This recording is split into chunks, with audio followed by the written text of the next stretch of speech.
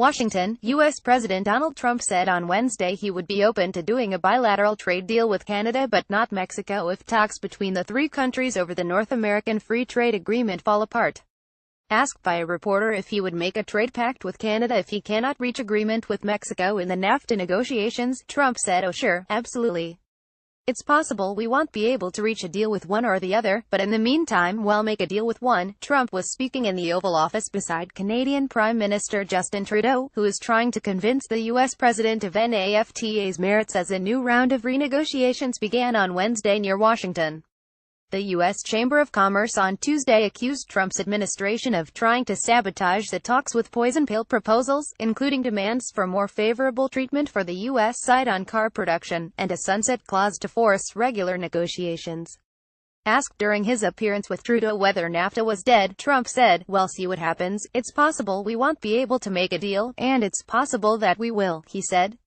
"We'll see if we can do the kind of changes that we need.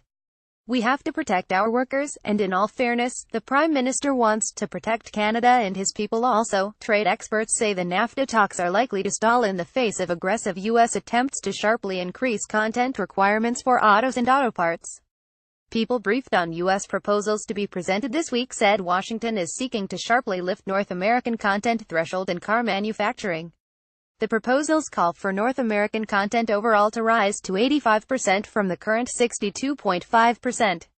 In addition, the United States wants to add a new 50% U.S.-specific content requirement, something that was not in the earlier agreements. These will be met with widespread opposition from Canada and Mexico.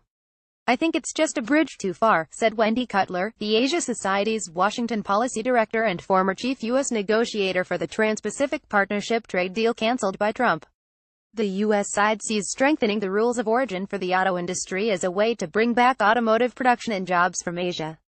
Mexico strongly opposes such a move, which would damage its own car industry. The difficult issue of rules of origin will be addressed mostly at the end of the current talks, according to a schedule obtained by Reuters. The negotiations were extended on Wednesday by 2 days to October 17. In his meeting with Trump, Trudeau was expected to remind the president that Canada is the United States' biggest export customer, with largely balanced two-way goods and services trade, and is not the cause of U.S. manufacturing jobs lost under NAFTA, Canadian officials said. In terms of trade, the U.S. sells more to Canada than it does to China, Japan and the United Kingdom combined. "So we are your biggest customer," Trudeau told members of the U.S. House of Representatives Ways and Means Committee on Wednesday. "There will always be challenges that come up that we can thoughtfully work through," he told the lawmakers. Mexican Foreign Minister Luis Videgaray warned that an end to NAFTA would mark a breaking point in U.S.-Mexican relations and affect bilateral cooperation in non-trade areas. Other contentious U.S. proposals opposed by Canada, Mexico and U.S. business interests include the 5-year sunset provision, radical changes to NAFTA's dispute arbitration systems, changes to intellectual property provisions and new protections for U.S. seasonal produce growers.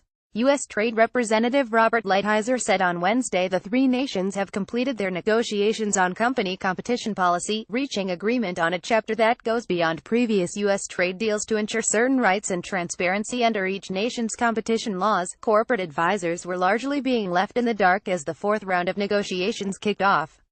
It was unclear why, but the Office of the U.S. Trade Representative has not scheduled a briefing for those advisors, many of them lobbyists for large companies and trade associations, until Sunday.